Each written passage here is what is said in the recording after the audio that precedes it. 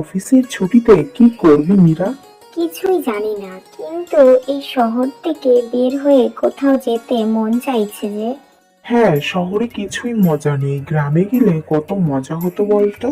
ঠিক বলেছিস রাজু, আমার দাদু ভাইয়ের কাছে চিঠি লিখে দেই, উনি তো গ্রামেই থাকে।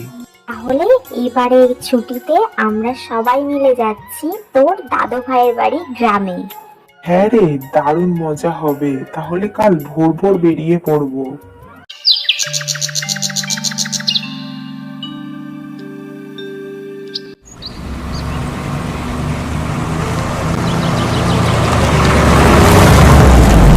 ওয়াও বিক্রম, তোর দাদু ভাইয়ের বাড়ি তো কি সুন্দর রে।